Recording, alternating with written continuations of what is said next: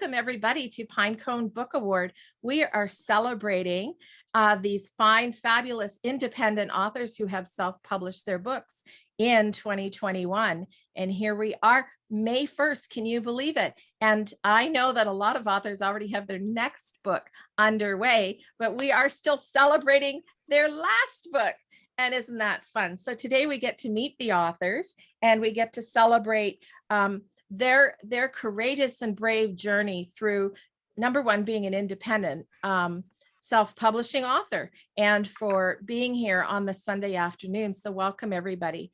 Okay, so as the room fills with our guests, we're going to get right into it. So I'd also like to welcome my friend and colleague, BK Wells, who is my technical support today. Hello, everybody. Wave to BK because we love BK, because she's going to keep us all connected on Zoom. And if there are any technical issues, she's going to take care of that and maybe even private message you if it relates specifically to you.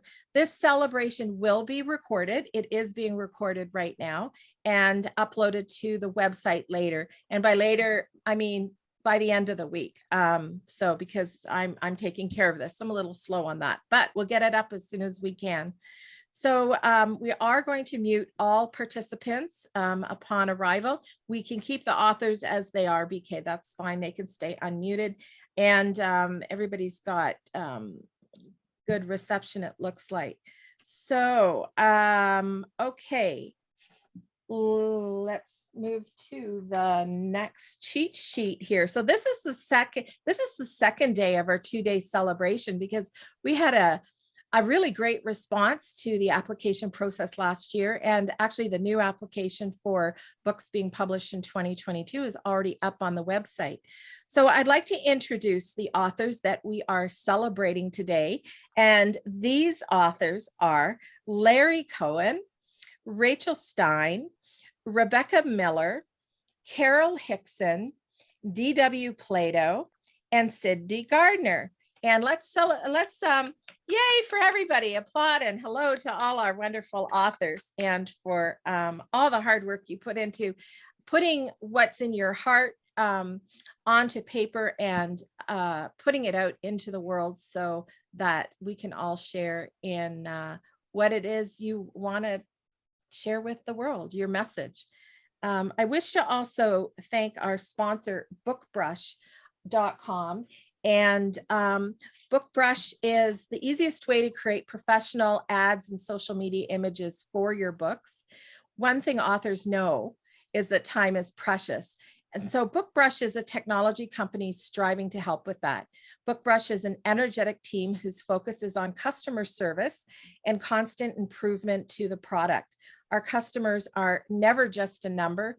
They're here for us. We can ask them anything and they will help us succeed. And it is really, and it is true to what they say. I found BookBrush at the beginning of the pandemic.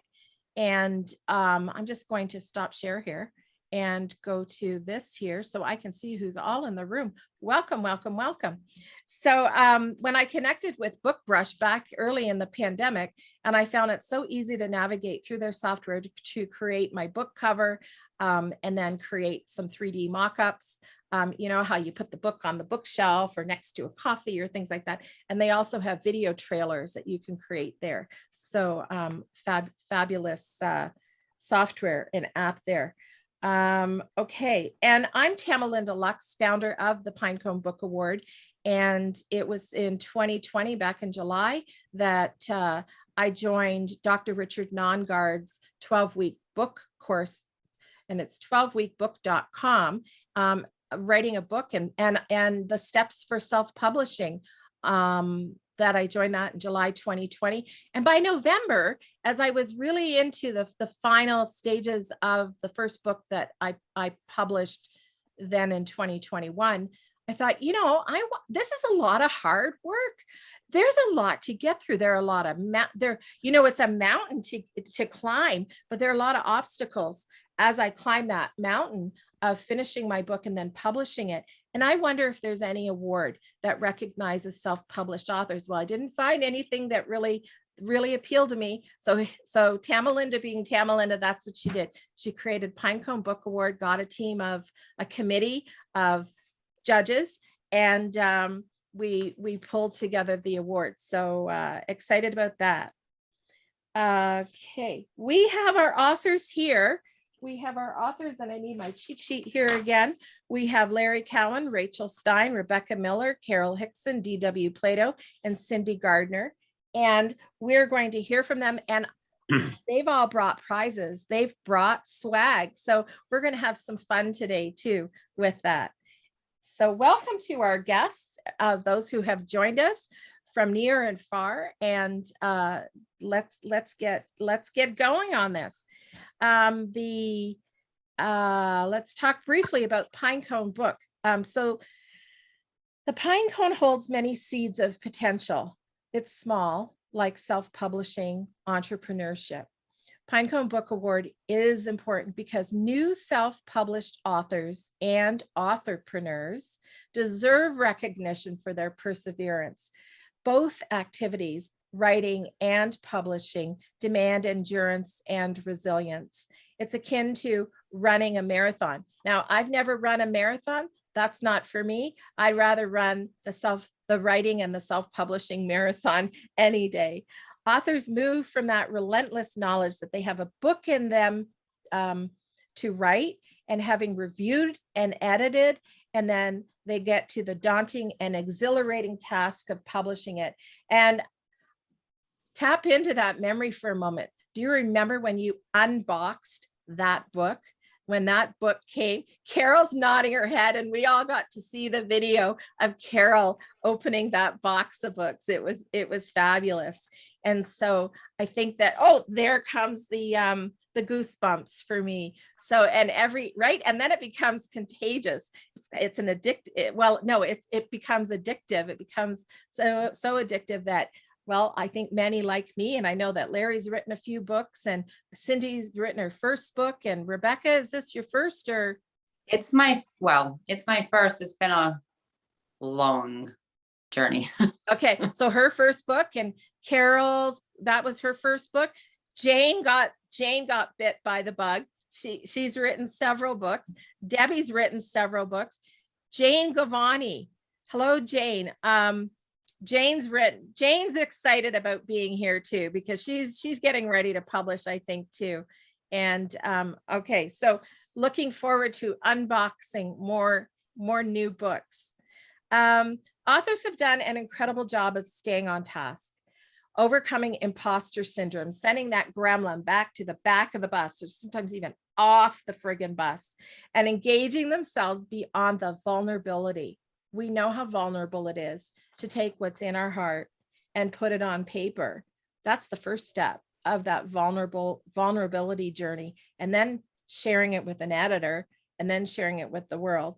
And the Pinecone Book Award program offers self-published authors and authorpreneurs in fiction and nonfiction acknowledgement of this perseverance through the writing and self-publishing journey. These authors, you folks, you're bringing extraordinary books to our world. And thank you for doing that. Thank you for taking up the gauntlet, and thank you for doing that. So feel free to get excited with me and others as self-published authors and authorpreneurs are recognized through the Pinecone Book Award program. So now let's hear a little bit from each of the authors, and each of the authors will either read a short passage. Well, they will read a short passage and then talk about their author journey. Now we have a couple authors who aren't here today, but I have, I'll present some information on their behalf. So are we ready? Are we ready? Yay! Okay, great. So let's start with Larry Cowan. Welcome, Larry Cowan. And let's see if this will work today. We are going to pin, and we are going to add a pin. Ooh, BK, I'm learning technology. Yay! We got this, good. Okay, so I'm going to read Larry Cowan's bio, and this is the book we're celebrating today, is it? It is, right? Because I know Larry's an authorpreneur already. Yeah, I've got 4 books, so I had another book in mind, but that's okay. That was good. That was good. That'll come, right? Yeah. Okay. So Dr. Larry Cowan is a licensed professional counselor who for the past 30 years has provided practical insights, education, and supervision for those who have just begun the process towards licensure. That's a hard word, licensure, to the more seasoned therapist who has seen it all. Dr. Cowan has helped therapists and other mental health caregivers discover better ways to take care of themselves. For 30 years, Dr. Cowan has been helping people take care of self. Through face-to-face counseling, lectures, and workshops, thousands of individuals and families have been given the opportunity to discover better mental health and more joyful life. Let's give a round of applause to Larry. And Thanks. Larry, take it away. Well, it has been quite a journey for me. I've written 4 books in the last 2 years. And I have an obsessive compulsive disorder with book writing, I think, because once I get started, I can't seem to turn loose, which to the chagrin of my family and some of my colleagues, it's hard to put it down once you've started the computer rolling. So, but I really appreciated Tamalinda and her expertise and as an editor and confidant in the kinds of work that I was doing. I had a workshop, and so I don't have many of the copies. I don't have any copies of the. I've ordered some, but they hadn't come in yet before this podcast.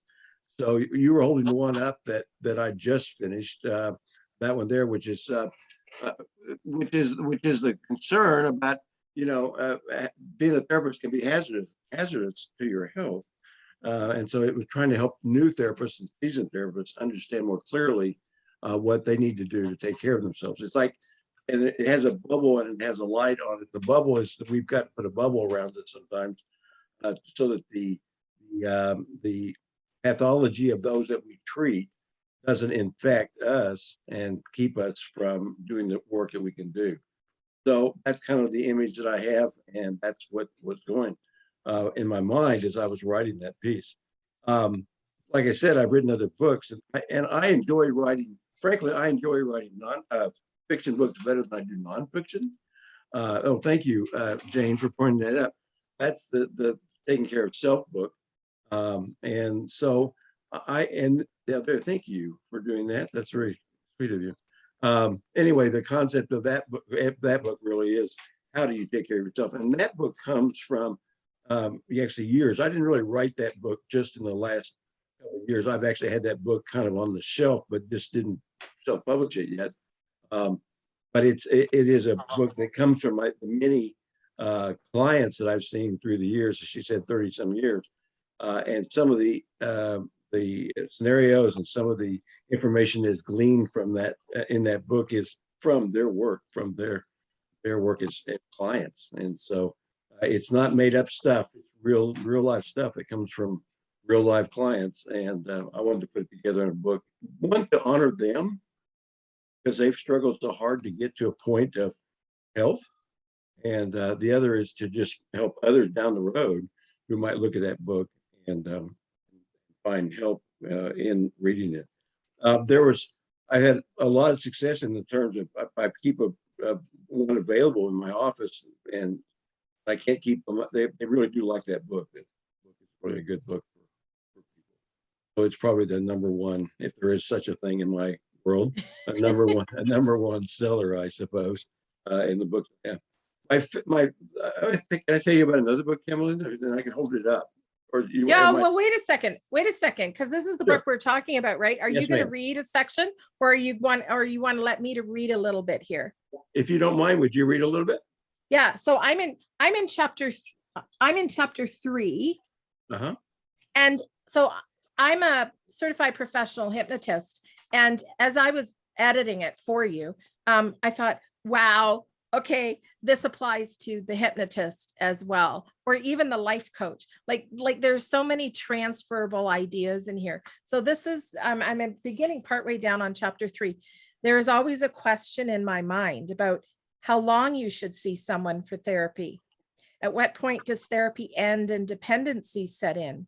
My history with people through the years tells me that some people are chronic.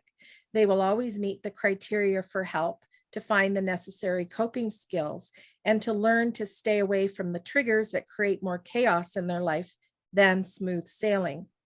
Mark was one of those people who began to take on the persona of Bob from the movie What About Bob with Richard Dreyfuss, which is more accurate than fiction.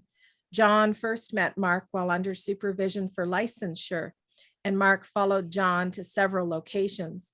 John took a permanent therapy position at a clinic in another city, and shortly after arriving at his new job at the clinic, there was a phone call from Mark. Although he had been referred to another therapist, he was a bit upset that John did not tell him where he was going. Mark explained that he did not connect with the new therapist and wanted to make an appointment with John. With some hesitation, John granted him his wish. Mark faithfully came for the next few months, always on time, always on the edge of rage, sometimes displaying it in public on the road or at the grocery counter, berating a poor cashier for having bananas that were too ripe.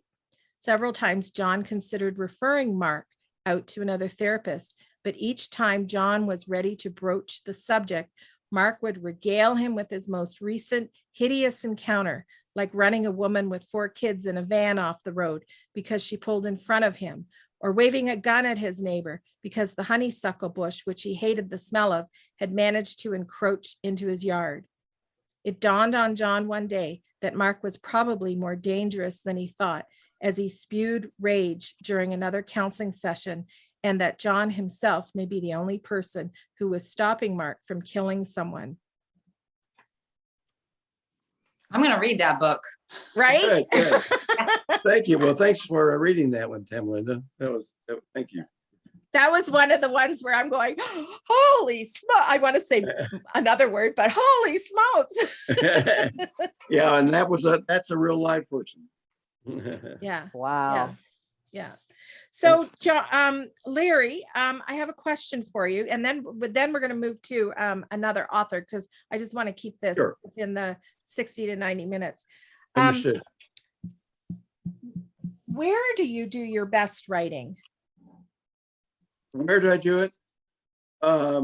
Frankly, I want to say sometimes at 3 o'clock in the morning is sometimes when I get my best ideas, and I have a notebook thing or a paper next to me where I write down at least the main idea. I'm too sleepy to pull a full sentence together, but that kind of gets me started the next day. That's kind of where I get my ideas. I think I probably do my best writing, frankly, at home, when I can, have the space and it's okay with people are around as long as they're not making a lot of noise. I can really focus. I really can be hyper focused on what's going on, not be sidetracked by other things going on in my house. So, Yeah. That focus, that takes some time to develop that skill, especially for new writers, right? Yeah. right. Yeah. Well, once So I I have a get question. oh, go ahead. Once I get into the image of what I'm writing, it's like I kind of zone. I zone into. It's like if you zone as an athlete, kind of zone into where I am, and nothing seems to interrupt that. Good. So one question about publishing. What was the biggest hurdle or obstacle that you overcame when self-publishing? Probably the biggest hurdle was really like, it's like, I can do this. It's okay to do this. I mean, it's kind of like, there's a bit of me that went, okay, now what am I doing here? Does anybody really want to read this? Does anybody want information like this? And so I think it was that kind of self-doubt a bit, especially the first one. I mean, that was like, and I had so many people read it before I even published it. It was amazing. I think most of the people already had it, didn't have to buy it afterwards, because I just needed other information about how it was, how good or how bad. Well, it was helpful to have other people involved in it. I haven't done that quite as much in the others, but yeah, I think that that just self-doubt was probably the biggest part. I mean, the technology of getting an editor, getting a formatter, or getting a cover designer. I mean, that's kind of a walk in the park, basically. I mean, to do that. Good. Well, thank you for sharing all of that. So, Well, thank you. I know you came bearing gifts. And so tell us about what you've come with. Well, I'm happy to have a signed copy of that book in particular for anyone who'd like that, and I can send it to them or give me an address and I'll mail it to them. Okay, so thank you so much for that. So a signed copy of this book. And how we do this is we give about a minute to have everybody who's interested in, and we're just going to put it in here. So swag, I'm putting it in chat here, swag from Larry Cowan. So it begins now. So in chat, put down something that was an aha moment for you on something that Larry said about his author journey or answering the question or about the part that was read from the book. And then we'll draw a number and then I will contact that person later and get the contact information and send that to Larry. So I'm getting out my old fashioned dollar store watch because it has that second hand. And here we go. And if we had Jeopardy music, we'd be playing it now. So think about that Jeopardy music playing in your mind as the countdown happens. So as you're writing, typing in there in chat. And other authors enter for the swag? Sure can. Yeah, I don't know how sure to can. this thing, but Authors can I'm enter definitely too. gonna check that book out. I'm really interested in that. Fantastic. Okay. Okay, there we go. I think he's trying to give us some music here, but A little bit in the you gotta background make there. sure it's copyright free. Okay. And tick tock, imagining that Jeopardy music in your mind. Tick tock, tick tock. Our Canadian. Rebecca, I'm just gonna put your name in there as Okay, since you thanks. can't. Okay, good. Here we go. So 20 more seconds. There we go. Tick tock, as I'm hearing the Jeopardy music playing in my Hang on, head. I do have some free music. I just wasn't playing it. That's okay. We've got the Jeopardy in our minds. It works. All right, I'll turn that off. Yeah. All the hypnotists in the room understand, therapists in the room understand. And there we go. Okay. So what do we have here? The feedback here. So we've got, I might be the only person therapist saving this person from themselves, really, right? From Jane Wessler here, an aha moment. The therapist in that story has some issues to deal with, definitely.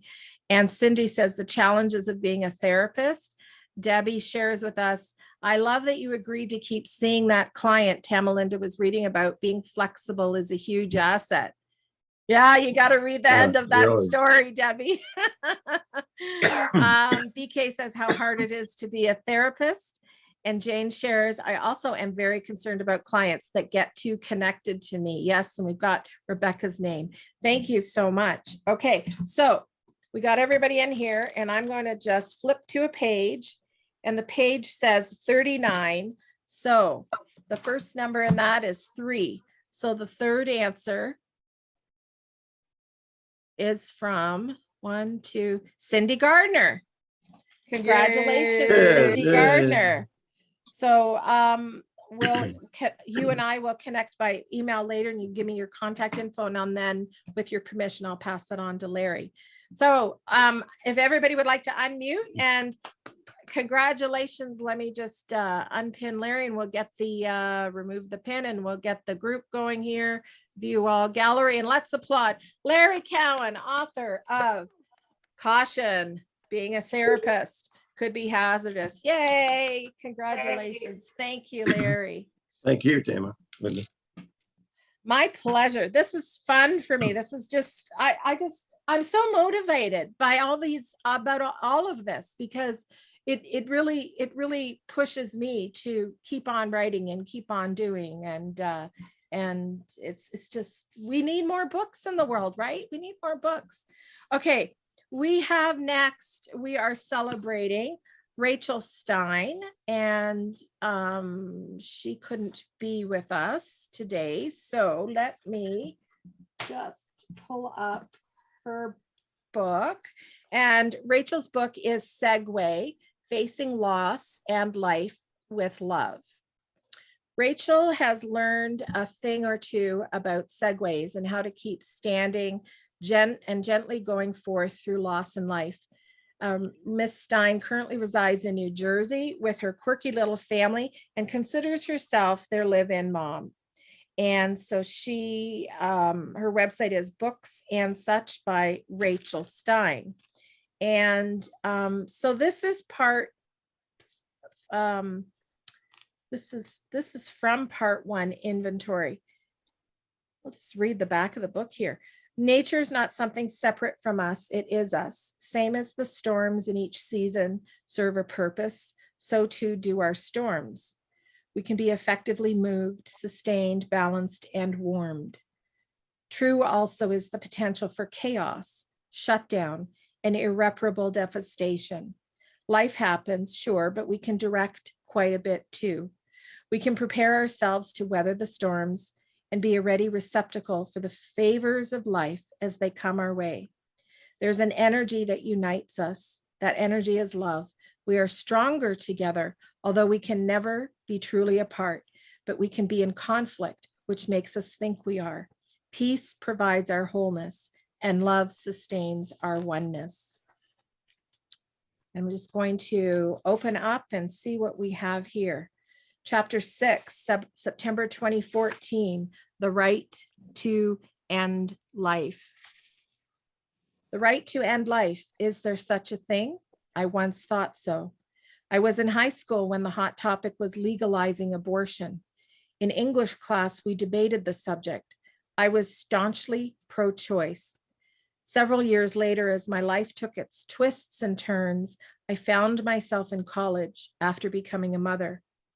In a science class discussion, I connected abortion to birth control and was soundly reprimanded by the professor.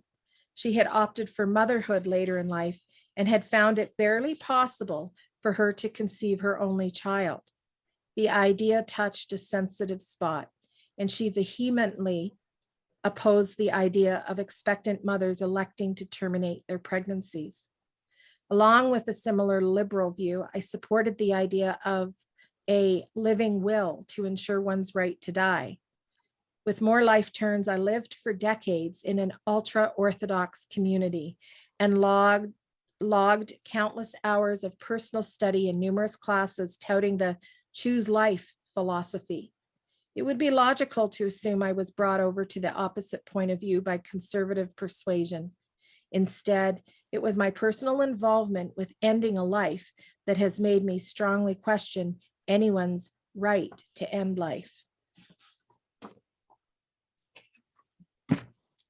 So congratulations to Rachel Stein for Pinecone Book Award. And let's just recognize and celebrate Rachel for writing Segue. Yay, Rachel. Okay. And next we have Rebecca Miller. Is Rebecca here? I'm here. Yay, Rebecca, there she is. Wonderful. Applause for Rebecca. Wonderful. Okay, let's get us pinned here.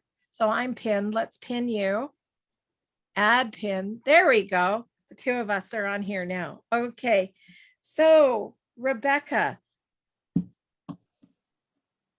There's the book. Rebecca. That's the one. Okay. Rebecca lives on a farm in New England with her husband, 2 children, and a variety of animals. She spent several years in the human services field before stepping away to start her family. She is a massive animal lover, dogs especially, and has a hard time living without one at all times. She began writing in her late 20s, shortly after her first child was born, when the characters from Touch demanded to be written. She's also a realtor and a professional photographer. Well, welcome, Rebecca. We're so glad you could join us. And look at behind you, the book with a poster, or is that a painting? That is actually the drawing that I had commissioned for the cover. Wow, you went all Actually, out. Oh yeah, yeah. Yep. Fantastic. 20 something years later, I definitely had to go all out at that point. So the picture was done 20 years before? No, the picture, I actually hired a girl randomly from the church down the street, and she'd been drawing for 2 years. I said, as much as I've always wanted to draw and tried to draw, I can draw. Like, I'm not doing hands. I can't do hands. She's 2 years experience, and she whipped it out. And I'm like, wow. Wow, it is wow, and it looks amazing on the cover. And as self-publishing authors, I know that in the Facebook group for 12weekbook.com, we're always seeing questions. Like it's a support group of authors to authors that have taken the 12-week book course, and the question pops up every now and then. I need an illustrator, right? And it can make such a difference to the book cover when it's unique. So are you prepared to read from your book, or did you want me to read today? No, I would love it if you could read it. Okay. So let's do that then. So from page 368, about partway down, Sean opened his eyes. I stood next to his bed and took hold of his wrists. Get up, I pulled on him. He didn't make any effort. Sean, I yelled at him, get up. He brought himself to a sitting position on the edge of the bed, and I got clothes from his bureau. You need to take a shower. I couldn't remember the last time he had. A tear streaked his cheek. I ignored it, and sneaking a pair of underwear between the shirt and pants, placed the pile on his lap and crouched down in front of him. Go take a shower. It will make you feel better. I was almost certain. His eyes lifted, his gaze meeting mine, and I nodded. Okay, please. I went to my room at the other end of the hall and waited a good 10 minutes. The water never turned on. I went back into Josh's room, and he was right where I'd left him. Sean, I forced my fingers under his armpits to pull him up. He jerked away and grabbed my wrists. My hands closed into fists in his grip, and his chest pumped. I'm sorry, they're going to put you in the hospital, though, where a whole ton of people will touch you in all kinds of ways. His forehead strained and throat pulsed with constrictions. You need to move, Sean. You need to get up. Please just try to take a shower. Maybe it will motivate him to eat something. The lines in his forehead were deep, like a 100-year-old tree. I needed to get drastic. I had to pull out all the stops. Pushing all uneasiness aside, I went to my room and got my sketch pad. I squatted down to him with my back against his bed, my pad on my lap where he could see it, and opened to a drawing of our two hands conjoined. It was the original idea I got from the Handscapes project Ms. Devereaux assigned. His hand and arm, drawn with charcoal, was encompassed by a tangle of scribble lines. Mine, once encircled by the same mesh of chaos and disorder, depicted now by only a faded scattering, was an array of warm colors. This is you, I pointed at the turbulence-ridden hand, and this is me. He probably wouldn't notice I'd colored two of his fingers. Why are you showing me that? His voice broke as if he would cry. Do you think I like being like that? I'm showing you because I flipped through the earlier drawings that were a display of black and white that showed the darkness I'd been stuck in. I want you to see what you did for me. He didn't only add color back to my drawings, he added it back to my life.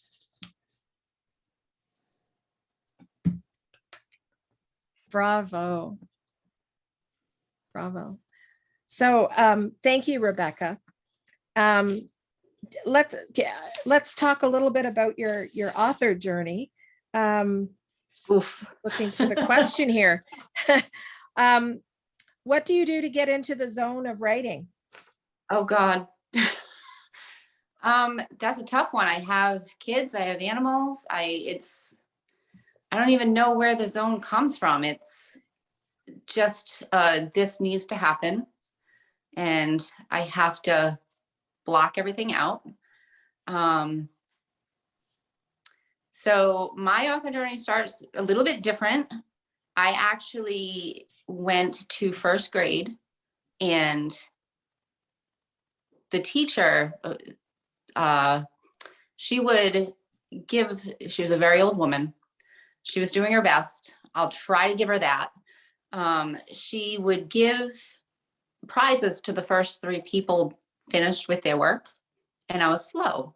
So I never got a prize. So I found a way to get a prize, and I would pretend like I was filling out my ditto. Who remembers that word, ditto?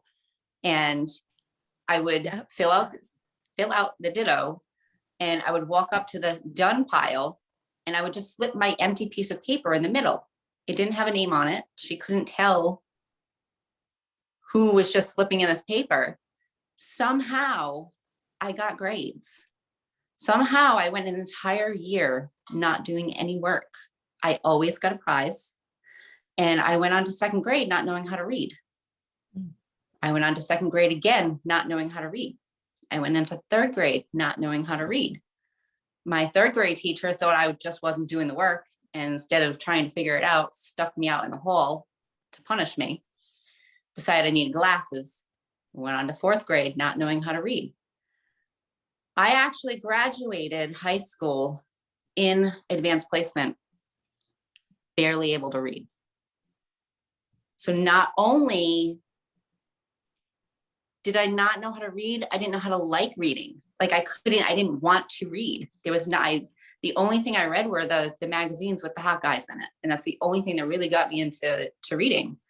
So this story actually came from an 8th grade writing assignment that a teacher gave on using descriptive words, like write 2 pages. And I just came up with something based on a guy in a magazine. And once that assignment was done, my brain just went wild. And I ran home every day, and I would rush to do my homework. I would just to get this on paper. I actually wrote this entire story, or at that time when I was 14, on a yellow legal pads with a calligraphy pen, because I was practicing calligraphy at the time. Later, I paid my brother 50 cents a page to type it for me, because I couldn't type either, because reading and typing and spelling and all that goes together. And then high school hit and all the stress that goes with it, and I just forgot about it. I stuck it in a box. I think it was the day after my son's first birthday party, when I think it was 28. I found the legal pads in a box in the basement. I'm like, I was really interested in that once. I really enjoyed that once. I started reading it. I'm like, you know what? I went into the office. I started putting it on the computer. Like, all right, kids are young. They're not going to really notice that I'm not totally there for them. So that it's literally been that my son is 17 and a half now. So I just published this last year. So I had to not only learn how to read, I had to learn how to write. I have no grammar skills whatsoever. I had to figure out everything. That book is 1000% me, except for the editing and the cover. It's really been a journey. And at this point, everybody's like, well, is there a sequel? Is there a sequel? And I'm like, maybe eventually, but I kind of got to give time to my real kids at this point. Yeah. There are a lot of comments happening in chat, and thank you for sharing your journey with us. One never really, like, I read your bio and I read your application, and hearing your journey from you, it's so powerful how you overcame all of, even like, I think back to the trauma of the elementary school teacher putting you out in the hall as a punishment, and not trying to figure it out, and all the things that you overcame. What actually happened? The 1st grade teacher, and it's funny how I got caught. I had a pair of scissors that had a notch in them, and I couldn't find my scissors, and somebody else had a pair of scissors that had a little notch in the same part of the blade that mine did, those little pasting scissors. Yeah. And I told the teacher, and she said, well, let's go check your desk. I was 6. I remember it like it was yesterday. And I'm like, oh, you can't check my desk. but it's every single ditto that I didn't do all year long. Like my desk didn't even shut anymore. And she opened my desk and she saw it. And the look, like everybody was lined up to get on the bus, and the look of shock on her face. And she said, Rebecca, I cannot believe this. She took my desk and she dumped it into a box, and she never told my parents. So they never knew there was a problem, and they just kept passing me on. And I'm like, I'm not obviously not going to tell them. Yeah. Yeah. So it's like this whole time, this would have been done by now if that just didn't happen. I'm like, you know what? This is going to be a really good story someday. Yeah. And I'm seeing a lot of nods, heads nodding. And I'm even envisioning the title of your story as an author, Ditto, the ditto, right? And then, yeah, Jane's applauding here. And then whatever the subtitle, like nonfiction, right? Yeah, nonfiction. So moving from fiction, nonfiction. We'll catch up on that later and talk about it. Maybe we'll get Jane to join in on that conversation, because she's got a lot of interest in this as well too. So my question is, what was it like when you got your book? When you got your book and you were opening that package or that box, what did that feel like? What was that? My answer is gonna be different on this one too, because I'm such a perfectionist and I had designed everything. So every time I would get the proofs, it was like, is it right? Is it right? Is it right? I think I have like 50 proofs.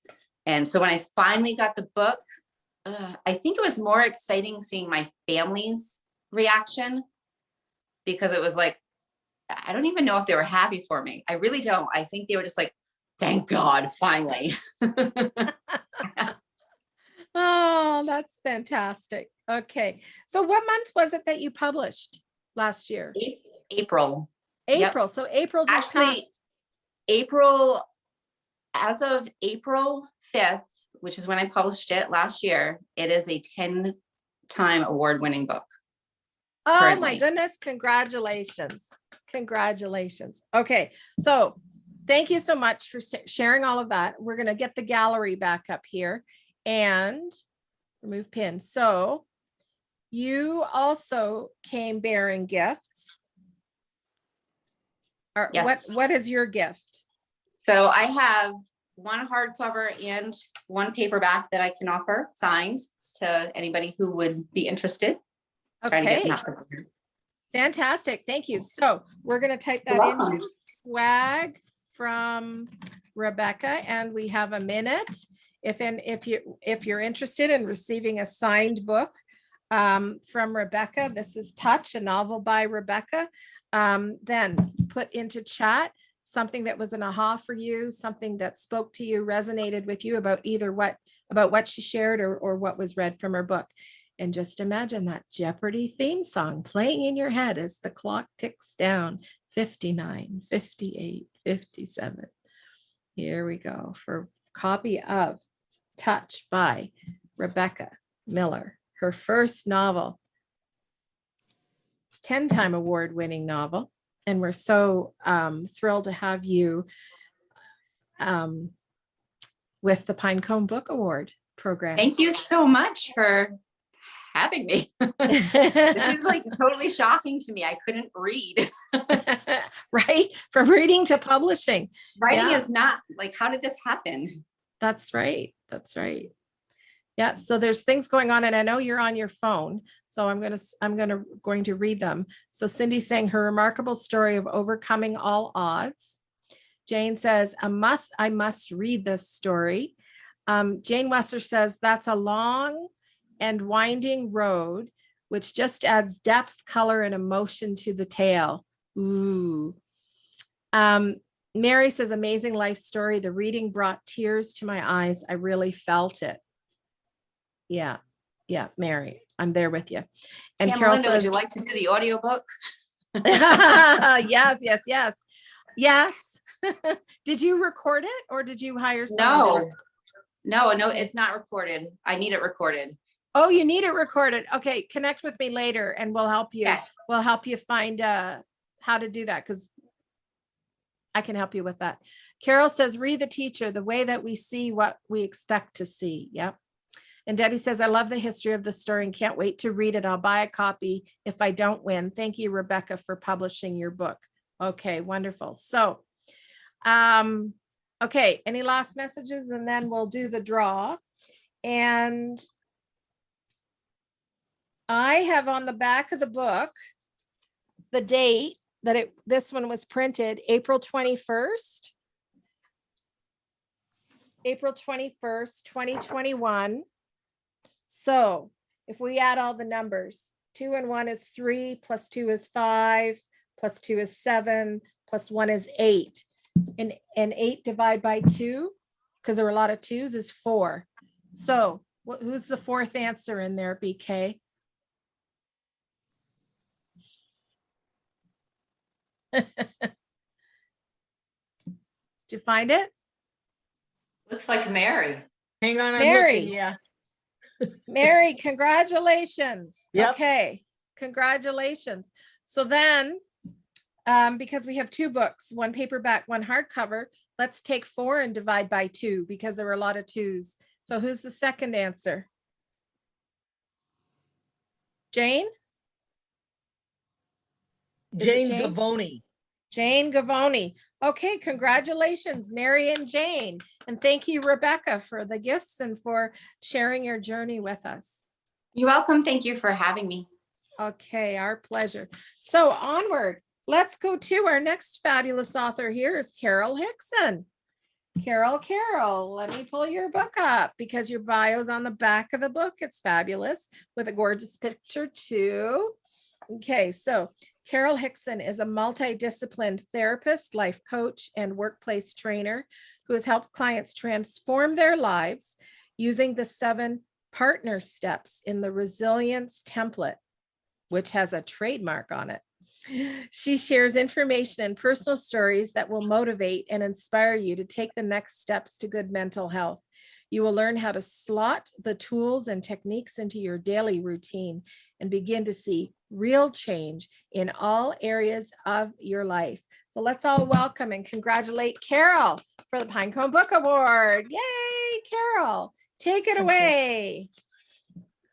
It's hard to know where to begin, really. I think when I was 50, well, maybe when I was from 36 onwards, I started to apply myself to studies. I'd always been intelligent, but I had a challenging upbringing, shall I say. So I think within the space of about 4 years, I ended up becoming a teacher at night school. Then I got my degree. And then by the time I was 51, I think I graduated as a high school teacher. And in the meantime, life was chaotic. And I realized now I had to wait, and this sounds awful, but I had to wait for my mum to die before I was able to realize who I was. And so my drivers are childhood trauma and childhood endurance, chronic pain. Just prior to publishing the book, I was a disabled blue badge holder, and insomnia. I'd had insomnia for 4 years. I was sleeping for an hour a night. And all of it came back to childhood. And there was a catalyst moment in 2016. I hadn't slept for 4 years. I'd just been diagnosed that I was paralysing down the left. And my mum died on Christmas Day. And the upshot was, and I had a car accident 2 days before Christmas Day. So the upshot was that I lost my job. I couldn't teach anymore as a peripatetic teacher. I was told that I needed urgent surgery or I'd be paralysed before 2017 was out. And I realised that I had to do something about what was going on in my life. And I found, first of all, I found emotional freedom technique, and then I found hypnotherapy. And I tried them before as a client, but they hadn't worked because I wasn't in the right mindscape. But now I was coming from them from the point of view of learning about them. And that's what really whetted my appetite. And there was a realization for me that I wasn't broken. For years and years and years, I thought I was. I wasn't broken. I was stuck. I was stuck in my parents' story. It wasn't even mine. And that realization made me realize that there's a lot of other people in the same boat as me. You know, a lot of other people who we spent our lives thinking there was something wrong. And so when I became a therapist, it was just to help people to see, to understand about fight or flight, and to understand that sometimes our system just gets stuck in this place and we can get out of it. And it was just a miracle for me. It was a miracle. And hearing people like Richard Nongod, who's just come online. You know, I was doing courses with Richard Nongod as a therapist, thinking, oh my goodness me, why don't we hear this kind of stuff in England? You know, I'm sure we do, but, and yeah, so when I became a therapist, I kind of signed up for Richard's courses and lots of courses, and learning so much about the mind. And so the book, very briefly, was because I realized how expensive therapy was and is. And I'd spent a lot of money trying to resolve my insomnia and didn't. With a therapist, I did it myself. So I decided that I was going to set up a class for people, and I was going to teach them all the therapy techniques that I knew. And it was going to cost £7 sterling a week. And if you look through the window, we looked like a yoga class, but we were a class, and we were learning about how you calm your fight or flight, how you change your mindset. And then COVID hit, and lots of people got in touch and said, we couldn't have got through COVID without your class. And that's why the book came into being. I thought, I've got so much time on my hands, I'll write a book. And then out of the blue, Mr. Nongod's 12weekbook.com popped up, and suddenly there was an opportunity to write my book. And I'll be forever grateful to Richard Nongod. They laugh about him in my house because they're like, oh, Carol's got a girl crush on Richard. but it's actually because hearing somebody who actually says the stuff that you know intrinsically and deep down, but he's got such a way of explaining it, it just made sense. So I'm forever grateful. Oh my goodness, right? We can relate. Those of us who have taken his class, we can relate to your story for sure. Yes. So are you going to read a page from your book? Yeah, a little bit. Yeah. Okay. This is about 3 of the most important people in my life, because I say one thing, you know, my parents taught me how to be a great parent because I kind of did everything opposite, and that worked. So this is about the 3 of the most important people. So as I write this, I'm reminded of a trip to Paris made with my 3 children. At the time, they were aged 9, 11, and 13.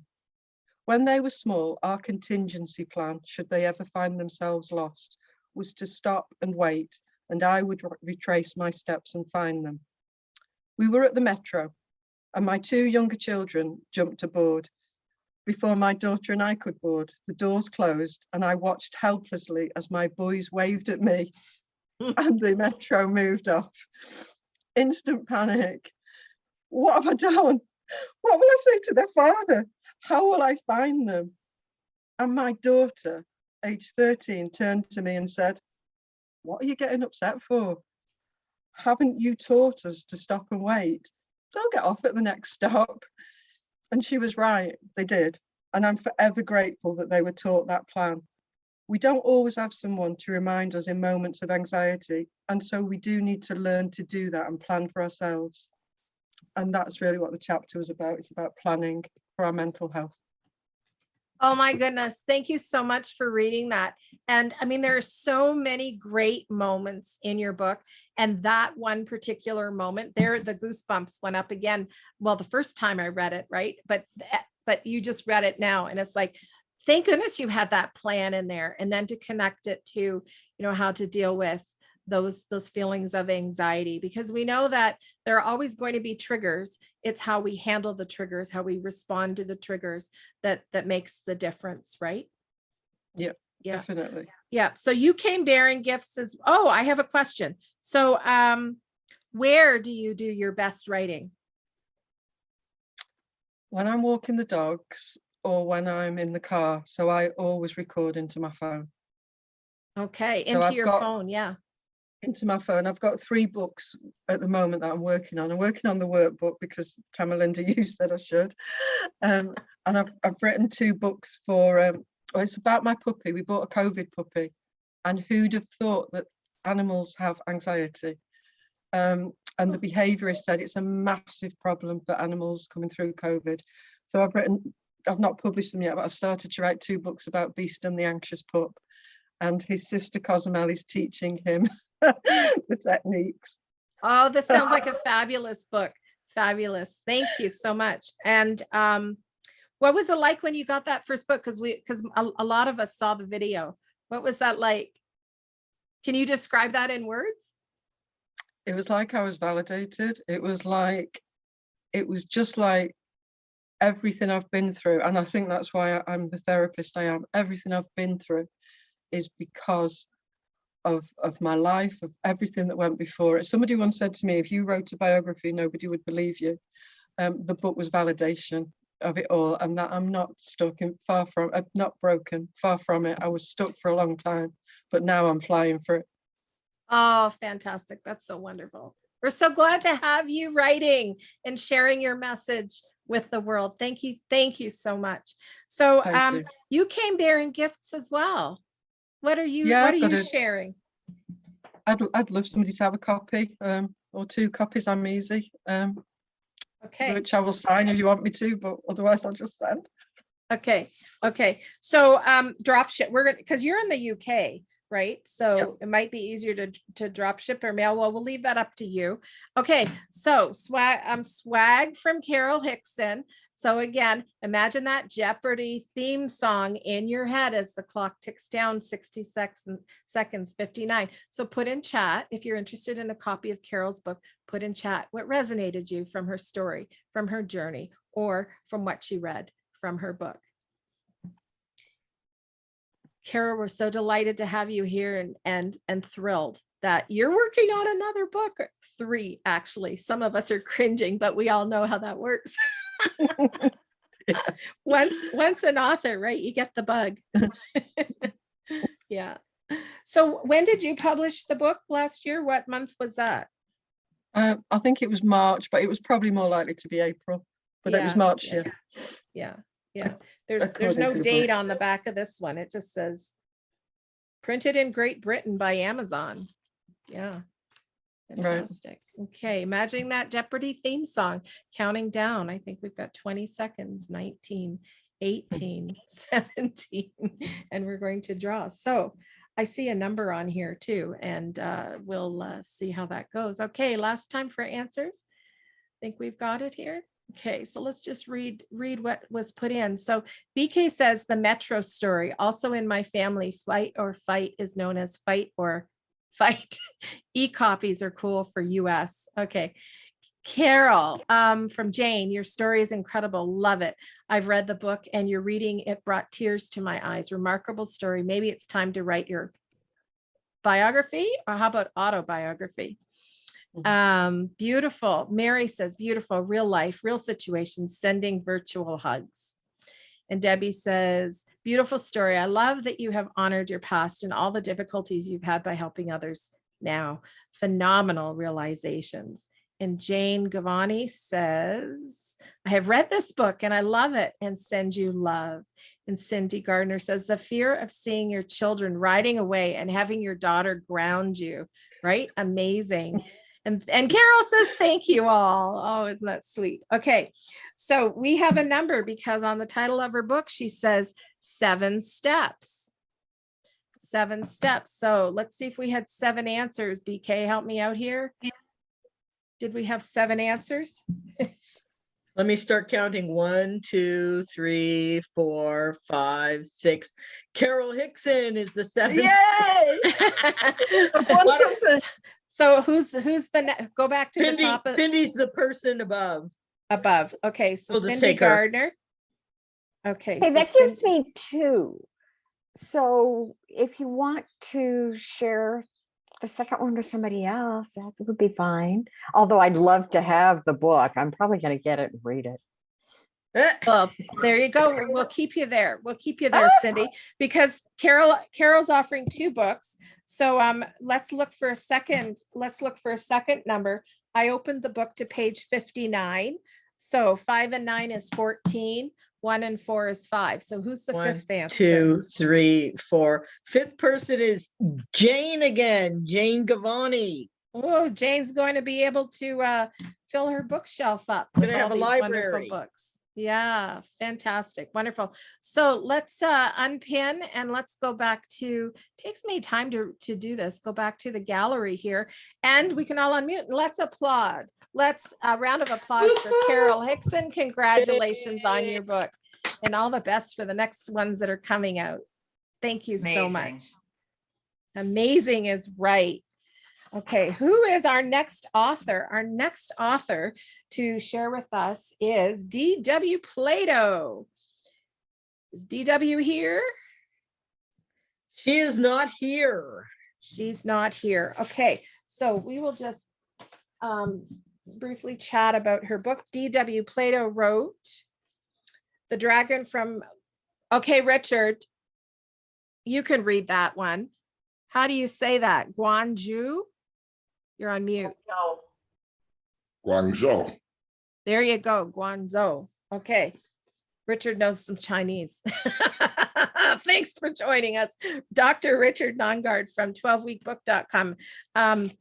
Okay, so D.W. Plato has a degree in business management and psychology. This education gives her the multiple skills she needs to be a full-time landlord. And then in quotes, one of these days, I'll be a full-time writer and a part-time landlord, she joked. After retiring from the corporate rat race in 2007, she invested her life savings into her first rental property. Over a decade later, she has 40 tenants in 4 locations. Traveling is her other expensive hobby. And with the current COVID crisis, she's grateful she's seen as much as the world as she has. And in quotes, everywhere I go, there's another story idea, she says. Give me 30 minutes in a hotel, hostel, or hospital, and I'll come out with a novel ready to be written. When asked about her best writing advice, she explained, it's as easy as hiring a great editor, too, if you can afford it. So fun. Okay, so congratulations to D.W. Plato for writing The Dragon from Guangzhou. Guangzhou. Guangzhou. Guangzhou. Guangzhou, wonderful. So round of applause for D.W. Plato receiving a Pinecone Book Award. Congratulations. Okay, so we all want to know from Cynde Gardner, one of our wonderful authors here, who has a fabulous book that she put out, When Good Enough is Perfect. Yay, Cynde, congratulations. Thank you. Let's get Cynde pinned here. Okay, so Cynde is a retired veterinarian who now practices hypnotherapy and integrative success coaching. She is on a mission to transform the lives of veterinarians and other professionals. She focuses on nurturing positive change, helping professionals decrease stress and depression while increasing their career and life satisfaction. Who doesn't want that, right? Veterinarians, staff members, and many other helping professionals have sought out consultation with Dr. Cynde. Congratulations and welcome, Cynde. So take it away. Thank you. Well, as a little background on this, as you said, I am a retired veterinarian. So I obviously identify with veterinarians and the caregiving community very strongly. And over the years, veterinarians have come to the point where they have the #1 suicide rate in any career path. And in fact, we just lost another one last week to suicide. And I hear regularly of those that we've lost. And that was the basis of me wanting and choosing to write this book and go down the career path that I have taken. And one of the reasons that it makes it so doable for me is because I had the same experiences. And that's what I'm going to read. That's a small section of what I'm going to read in the book. So I believed that my training was so focused and specialized that there was nothing else I was qualified to do. I felt trapped by my education, guilt, a sense of failure, and of being a disappointment to my family, friends, co-workers, clients, and myself. And just being a disappointment in general. Basically, I felt that my life no longer had any value. My confidence was shot. I felt like I was taking up unnecessary space with nothing to contribute. I remember lying in bed one night, watching the ceiling fan turn. As I watched it slowly rotate, I understood in that moment why some people consider suicide, why they would feel that the world would be just fine, or maybe even better off without them. They were a burden anyway, useless. They can't do the one thing they were trained for, what they had planned and worked so hard to achieve. Watching the fan turn, I had all of these thoughts and more. Suicide seemed a very logical choice to me. I gave ending my life serious thought that night. Watching the fan turn, ways to do it. Watching the fan turn, when to do it. Watching the fans turn, why do it. Watching the fan turn. After some time, I had a pretty good plan in place. Then my thoughts traveled to my family, my parents, my pets. What would happen to them? I realized that suicide wasn't the best route for me, at least not right then. I could always circle back to it down the road if nothing else worked out, perhaps after more appropriate planning. I started rethinking my future then. Suddenly, the pain of staying the same outweighed the pain and fear of change. I knew I disliked, heck, I hated my life. I was miserable. I had no desire to continue living as things were. If I wasn't ready for suicide quite yet, what were my options? I sure hadn't found any good ones up to that point. All of the places I knew to look had netted nothing to improve my life. What was I supposed to do if everything I knew to try had failed?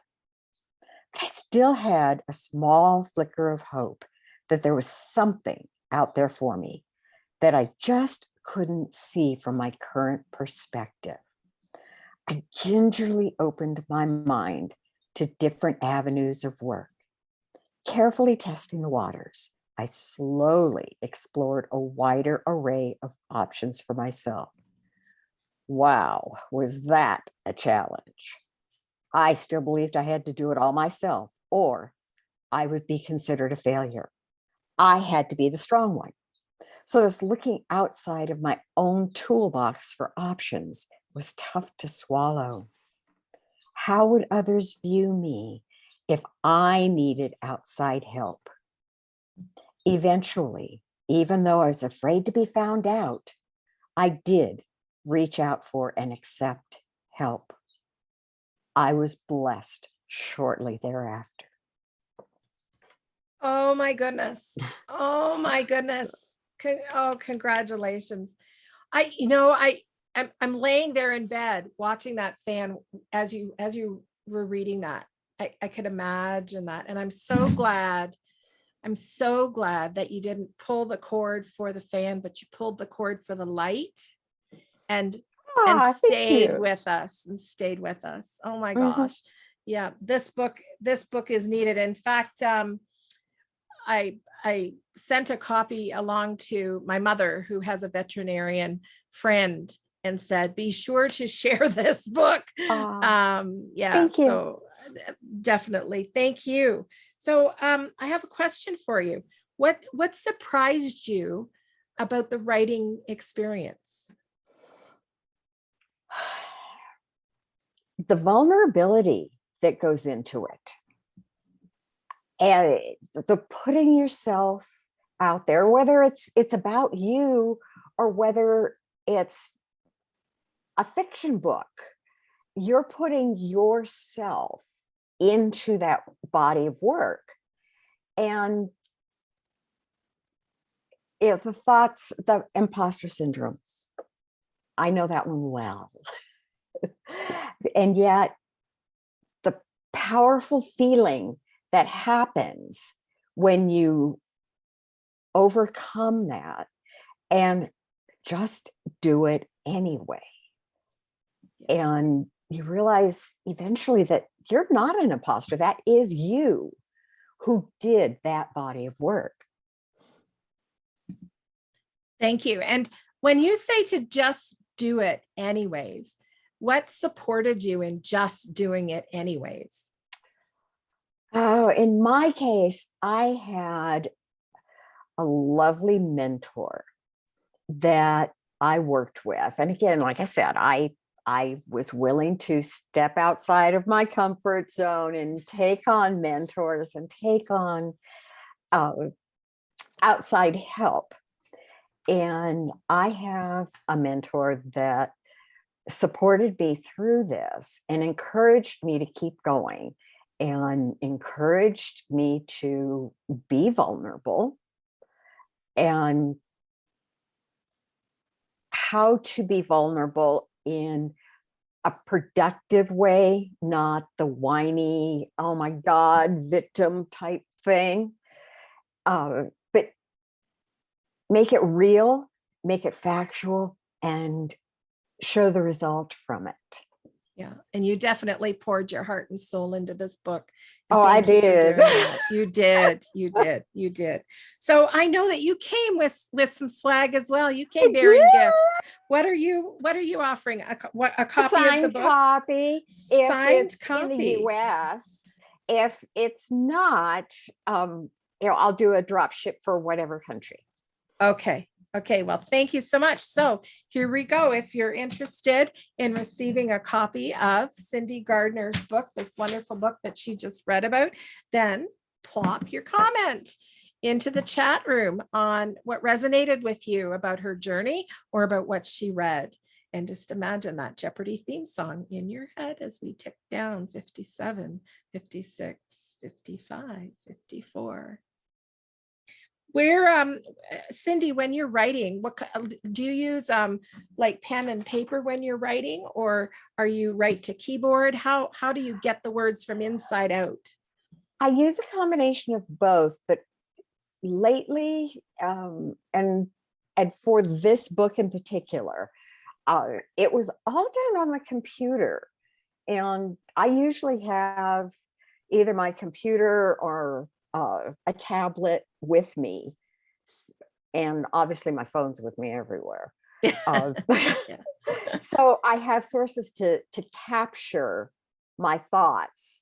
And one of the styles that has evolved for me, which is, as I understand it, kind of different from what most writers do, is I'll start my writing at the top. And then if I get a thought or aha moment of something that I want to be sure to include, but it doesn't belong right where I'm working, or it happens while I'm on the road or something, I put a little line at the bottom, my current writing, and then I just put a random list of all these thoughts below that line. So I can always just scroll down and capture these thoughts and figure out where they belong in the process.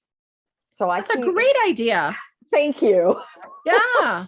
So do you know what darlings are? Our No. writing darlings. So our writing No. darlings are phrases or sentences that are really super appealing to us and we want to include them, but there's no place for them. So we save them. So we save our darlings. Do you have a file of saved darlings? Well, what I did, anything that I didn't use in the first book, and yes, Yeah. I do have that. Okay. I copied and pasted into the manuscript of my second book that's coming. So oh, yay! I just transferred everything over to the bottom of that one. Good for you. That's fabulous. Thank you. Okay, so 2 seconds, 1 second, and the Jeopardy theme song. And so let's put us back into the gallery here. Okay, and remove pin. There we go. Okay, so we need to find a number here. And how many years have you been a veterinarian? Uh-oh.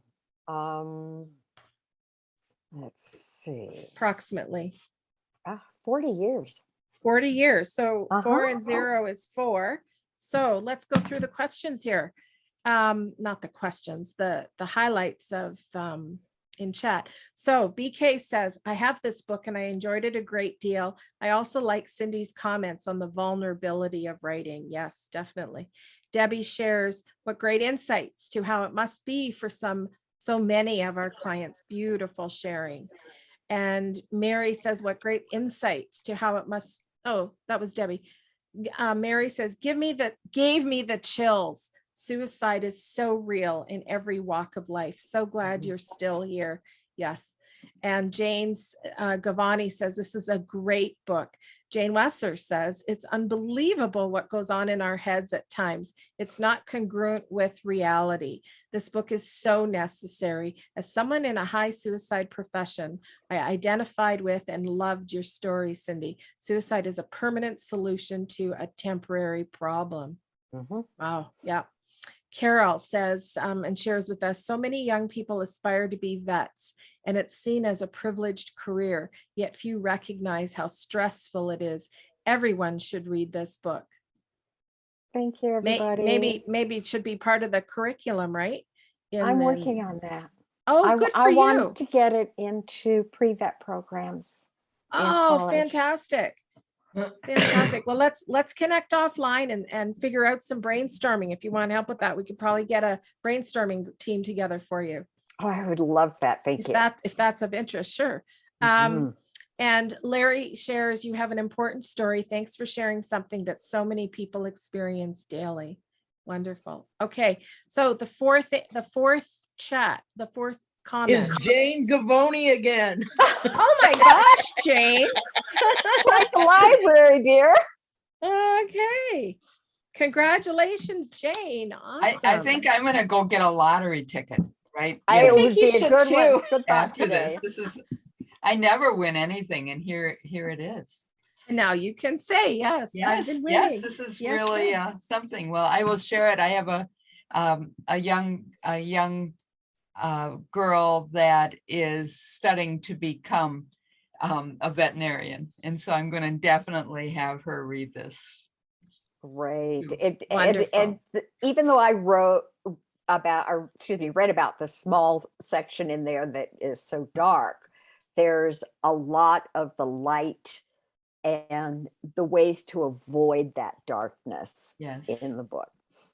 Well, thank you very much. So we're coming up to just 1:20. So we're nearing the end of our celebration. I wish we could chat for even longer because I think there are a lot of wonderful ideas and concepts and ways that we've overcome the writing obstacles and the publishing obstacles. We have with us Dr. Richard Nongard, who many of us in the room know. And Dr. Richard Nongard is a silent sponsor at the moment. Dr. Richard Nongard, would you like to say a few words to the group? Let me see, where are you? You can unmute yourself there. Let's pin you. I'm going to add pin. Feels like a graduation. Doesn't it? But like all education, writing a book leads to more books, just like education leads to more education. So I don't really have any profound words to say other than congratulations. You did what most people never do. Most people think about a book, want to write a book. Lots of people do. Ask your friends. In fact, your friends have told you, oh my gosh, I want to write a book. But they didn't sign up for my class or another class. And a year or two later, they're still saying they want to write a book. So you did what most people never do. And the cool thing is is that some of you have done it 2 times, 3 times, 4 times, 5 times, and you're probably going to do it more and more and more. And so keep on writing. By the way, they say that to develop proficiency in anything, you have to spend 10,000 hours doing it. So if you want to be a great piano player, you need to play piano for 10,000 hours before you're a great piano player. If you want to be a great meditation bell ringer, you have to do this for 10,000 hours before you're as good at it as I am. That's true with books too. Your writing always gets better. So this is what I always think is the most important thing. You guys have written some great books. I have almost all these books. And now that you have your book in your hand, you're looking at it, you're seeing all the mistakes, all the errors, all the things that could have been done different. Everything ranging from this graphic isn't what I hoped it would be or wished that it was, or the font is this way, or the spacing is that, or there's a typo in it, or I wouldn't have said what I said that way and this way and whatever else. So my best advice is take the book that you already wrote and put it on the shelf and never look at it again. Never, ever look at it again. The only reason to ever look at a book again is to show people that you wrote a book and to tell them to buy the book. But never look at the pages, never look at the contents of your book ever again. Unless you get that notice from KDP that says, hey, our users have found some errors, then you can go ahead and update it, fix your typos, but never, ever go back and try to make a book better. Just finish your book and then move on and write your next book. That's how you get good. So write your next book. You can even write your next book on the exact same subject. I've written multiple books on the exact same subject, and each one is better than the previous one. What's odd is sometimes the bad ones sell more than the good ones, but that's the nature of the game. And so congratulations, you've done it. Oh, one other thing about a Pinecone Book Award. One thing you could do is you could get your cover redone with a little Pinecone Book Award logo. I would certainly do that if somebody gave me a Pinecone Book Award, but I've never earned one yet. You're in an exclusive group of people. You should be putting it on your website. You should be letting people know about it. And the reason why is simple. One of the ways we influence people is with social proof.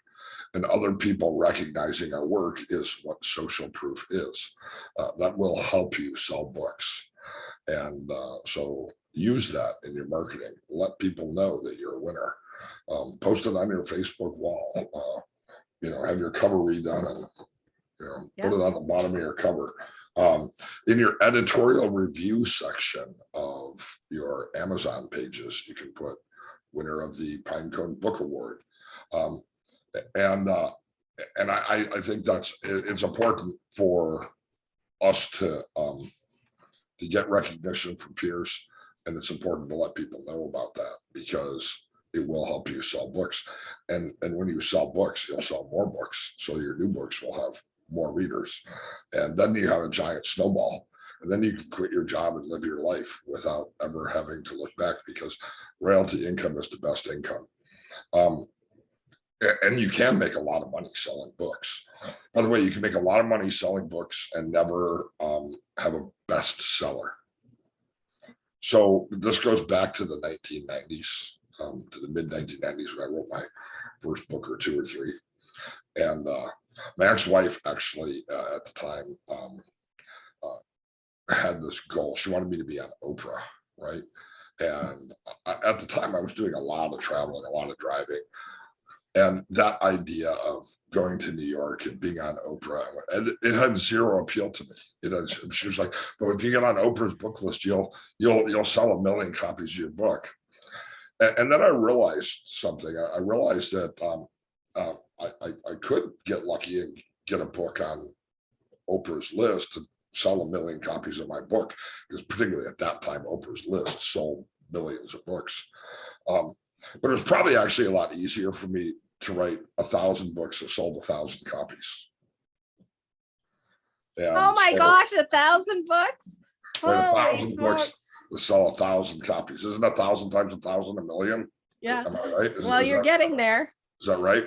So, yeah, I'm getting there.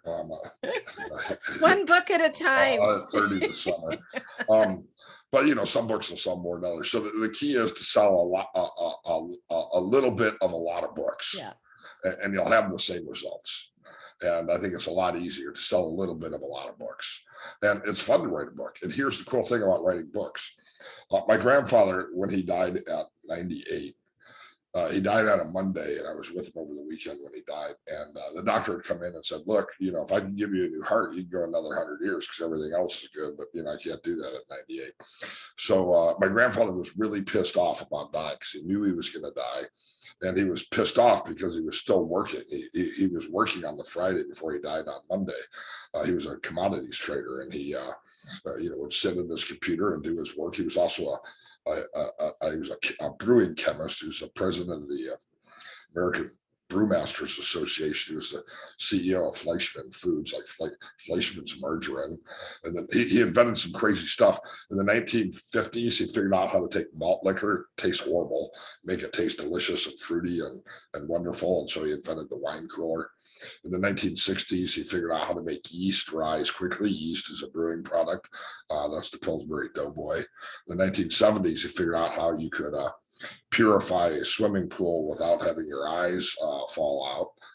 So I don't know how many of you have an ozonated hot tub or an ozonated pool. Started a company called Ozone Inc. And my grandfather was always the guy who I looked up to. I always wanted to be like him.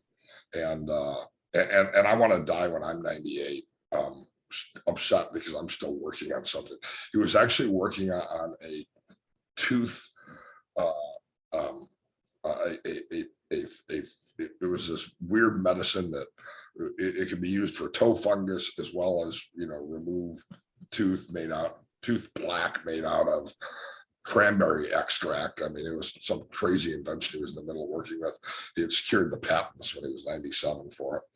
And I want to be like him. I want to die at the keyboard working. I'm never going to retire.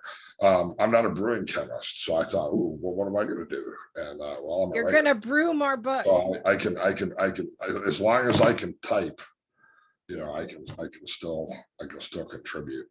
So final words, Richard. Yeah, keep on writing until you're Good. dead and never stop. Thank you. Thank you so much.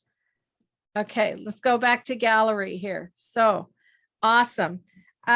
We also have a video message from the chief editor of Entrepreneur Magazine, Jason Pfeiffer.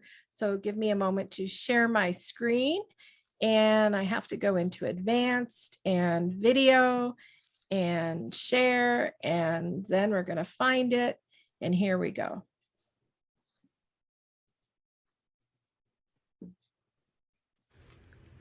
Hello, my name is Jason Pfeiffer. I'm the editor-in-chief of Entrepreneur Magazine. This is a message for Larry Cowan, Rachel Stein, Rebecca Miller, Carol Hickson, D.W. Plato, and Cynde Gardner. I am here to say to you, congratulations! Congratulations on writing a book, on self-publishing the book. That is awesome. I am an author myself. I got it right here. Build for tomorrow. There it is.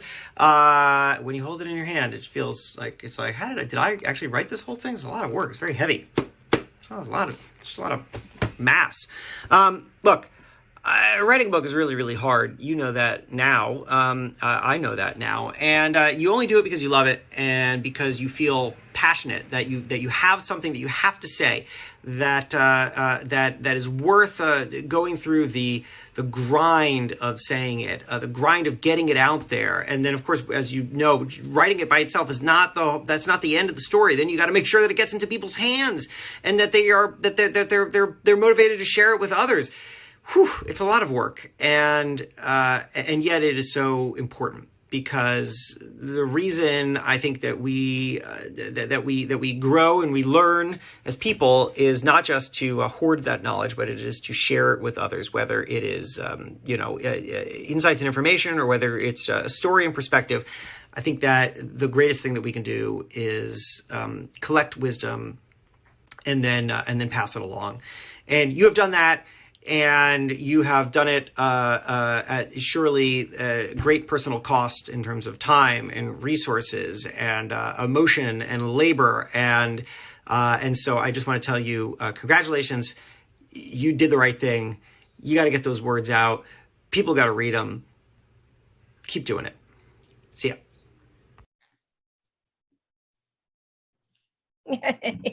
That was great. Isn't he fun?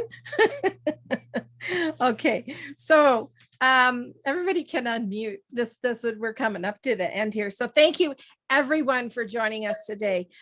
You've now met our authors and you're ready to explore their books and even explore their upcoming books. So when you're on Amazon and you've ordered their current book, please be sure to pop back on Amazon and give them a review, because it matters and it makes a difference. It matters to the authors and it makes a difference to those readers who are looking for something to read. It helps them with that decision on also reading that important message in that book.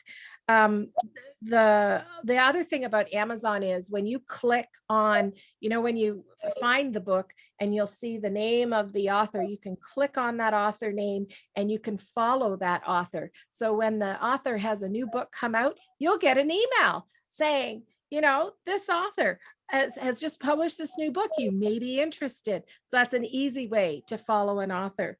Thank you to our authors, Larry Cowan, Rachel Stein, Rebecca Miller, Carol Hickson, D.W. Plato, and Cynde Gardner for sharing your message with the world, for applying to the Pinecone Book Award. Congratulations on all of your efforts and congratulations on being a recipient of the Pinecone Book Award. I'd also like to thank our sponsor, BookBrush, and our silent sponsor, Dr. Richard Nongard from 12weekbook.com. And I'd also like to recognize BK Wells for her technical support today. Thank you, everybody. So woohoo, congratulations to everybody. And we'll see you online. We'll post this as a replay by the end of the week. And we'll see you for the next Pinecone Book Award. Applications for 2022 books is already on the website. And we'll see you on social media. Bye for now. Bye. Bye-bye. Bye. Thanks, Tam and Linda. Congratulations, everybody. Yeah, thank you, Tam and Linda. Thank you, Richard. Congratulations. Congratulations to everyone. Thank you, Tamara.